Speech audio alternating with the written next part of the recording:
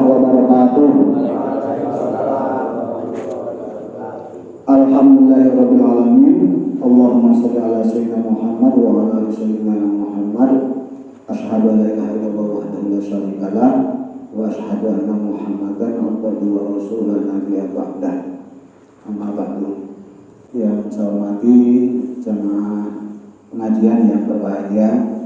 Mohon maaf, saya tadinya ingin hadir bersamaan dimulai acara, tapi saya mengalami dilema hukum. Dilema hukum itu maksudnya gini, ada dua kewajiban Pak. Yang pertama, saya ingin menghadiri di sini, bagi saya juga merupakan kewajiban. Yang kedua, pas mau mangkat yang tentang mutuhi, nah, itu namanya dilema hukum. Pasti semua kita mengalami seperti itu. Ada dua hukum yang sama-sama penting, nah mana menentukan pilihannya. Jadi sama-sama tolabul ilmi itu kewajiban.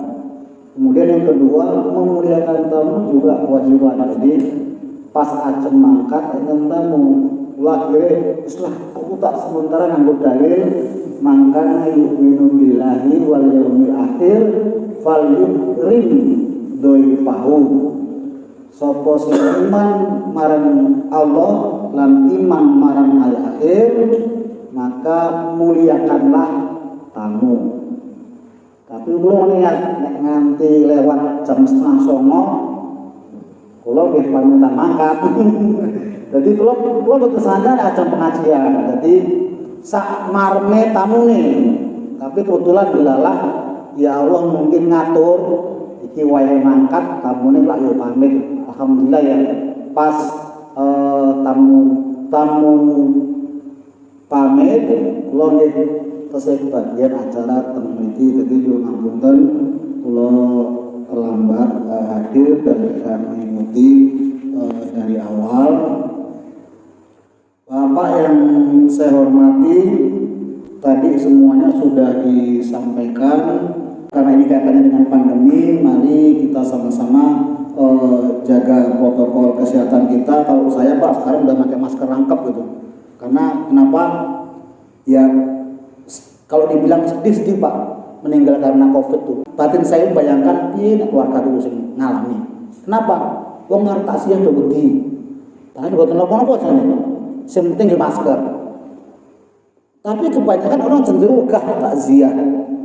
Cenderung daripada ketularan, wedi, was-was dan sebagainya. Yang perlu kita catat bahwa semua penyakit itu dari Allah. Enak meninggal karena penyakit, ada meninggal karena norma dan sebagainya.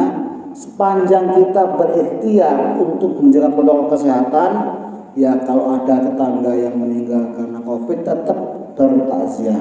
Yang penting kita menjaga protokol, habis layat kita langsung mandi, baju yang kita pakai langsung kita cuci, insya Allah aman. Alhamdulillah saya sudah 2 kali menghadiri memimpin doa protokol kesehatan dalam pemakaman.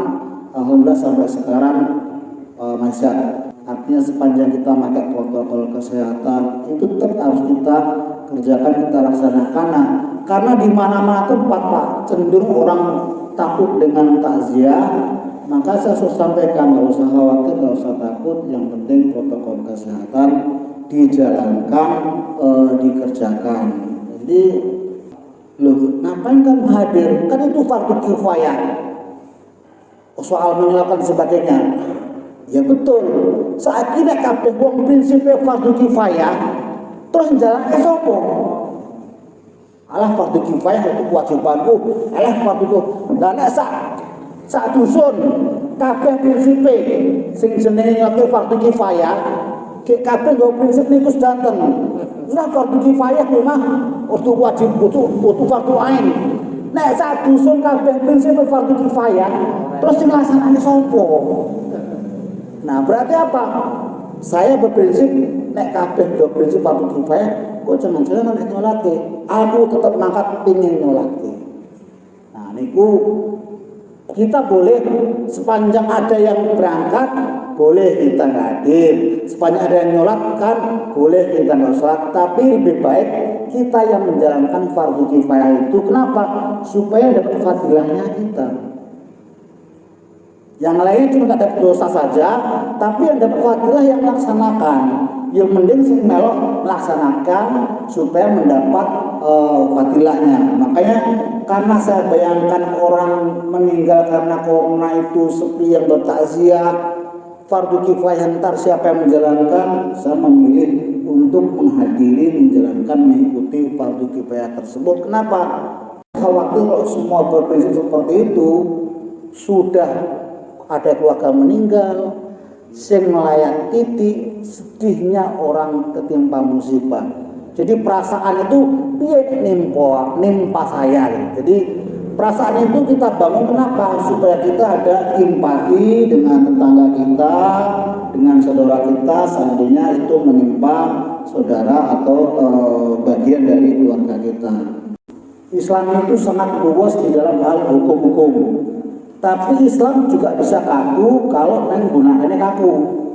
Tapi Islam juga bisa luas kalau yang memakainya juga luas. Nek kula termasuk sing ngangge pedoman sing luas. Jadi saya nggak mau kaku di dalam hukum Islam, saya milih yang luas. Luas itu artinya apa? Nggak memberatkan kita, nggak menyulitkan kita. Dan ini semuanya banyak istilahnya rukhsah dan kemudahan itu banyak. Jadi tapi kita juga harus tahu hukum. Itu pasti ketika disuruh ngambil keputusan cepat, itu akan bisa terjadi. Nah ini contohnya, ini saya lakukan beberapa waktu yang lalu. Ini karena kita bagi masa pandemi Pak, yang pemakamannya pakai protokol kesehatan.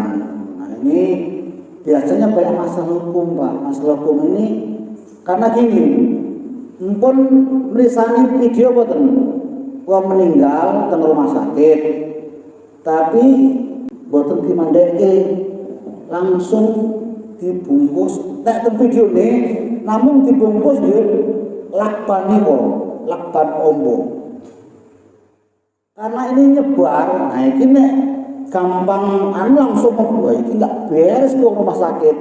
Jadi kalau kita dapat gambar-gambar atau video seperti itu, ini mohon diperiksa kembali, dikonfirmasi lagi berita itu benar apa enggak. Jadi Bapak yang saya hormati, saya beberapa hari yang lalu betul saya punya buku Sahih Bukhari, tapi sudah ringkasannya. Nah kaitan dengan yang sekarang itu masa pandemi itu ada sebuah hadis mengatakan at-ta'unu syahadatun likulli muslim. Artinya orang yang meninggal karena masa pandemi, masa wabah, maka disebut sebagai mati syahid. Nah, kalau untuk kiriman video ini Bu, wong mati COVID dibungkus Bu, apa jenenge lakban. Ora diketoke dimandeni napa orane. Iki nganggo baju to. Nganggo baju pendek, celana panjang. Jadi boten enten video mandike, ngafani dan sebagainya. Saya langsung berpikir, oh ada hadis mengatakan at-ta'unu syahadatun likulli muslim, bahwa orang mati dalam keadaan pandemi atau wabah itu kategori mati syahid. Kaitannya nanti ke hukum. Nah, orang mati syahid itu memang enggak dimandikan. Nah, oh berarti ya ini masih masuk protokol kesehatan. Lah nek wong pandemi nek dimandeni, engko bekas badune malah dadekke wabah. Jadi itu yang saya bilang, Islam itu sebenarnya luas bagi orang yang punya pandangan luas. Tapi Islam juga akan kaku bagi orang yang punya pandangan kaku. Jadi meninggal dalam keadaan pandemi itu kategori mati syahid. Jadi karena kita masih pandemi, Bapak yang saya hormati, kita semua berdoa dan berharap di wilayah kita tidak ada yang meninggal karena corona. Amin ya rabbal alamin. Kalaupun meninggal karena corona, ya beri penghiburan, matinya mati syahid, bukan sangit ya, syahid. Sangit itu kebakar ya. Telat ngangkat sangitnya ya. Syahid itu maksudnya berarti pemberian hukumnya dengan cara prosedur mati syahid. Jadi memang prosedurnya Pak, orang corona itu bagi yang Beragama Islam dia tidak dimandikan Pak, protokol kesehatannya. Dia hanya ditayamumkan. Dianggap apa? Sudah mewakili mandi. Kenapa? Ya kategori mati syahid. Problem lagi ketika dia masalah mensolatkan Pak. Kebetulan beberapa waktu yang lalu ya karena permintaan parkirkan di masjid, tadinya saya minta karena ada halamannya wes mobil ambulannya parkir di latar sing sholat yang terase, jadi sholatnya nang buri jenazah karena umumnya dengar jenazah tengarep ya. Nah kita belum tahu, kita belum pernah menemui uang sholat ke jenazah tapi mayatnya nang buri, pernah belum tereng. Nah kira-kira mayatnya nang buri sana mboten. Nah, Islam itu luas Pak, luas. Nah, ini sekarang enten sedulur, omahe teng Jawa. Ninggal. Salatnya salat apa? Salat gaib. Neng Sumatera salat gaib. Nah, sakniki nek salat gaib jenazah neng Jawa, kita sami salatnya teng Sumatera. Kira-kira neng apa ning mburi sing salat?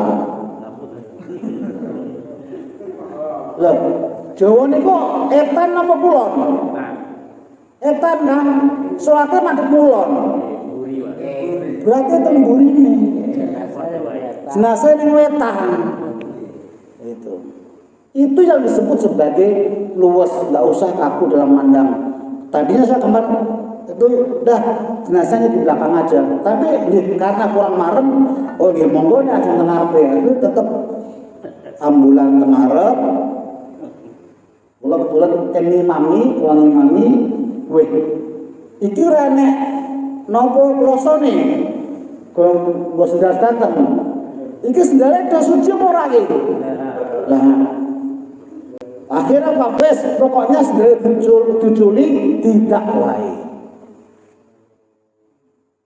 Tetap disolatkan dengan apa prosedur? Ya sholat apa namanya? Ambulan di depan, kita sholat di wetannya, kemudian pakai sendal, tapi sendalnya dilepas tidak. Tapi nggak boleh lama-lama, cuma 3 menit, jadi nggak pakai kandil, langsung sholat, langsung doa itu.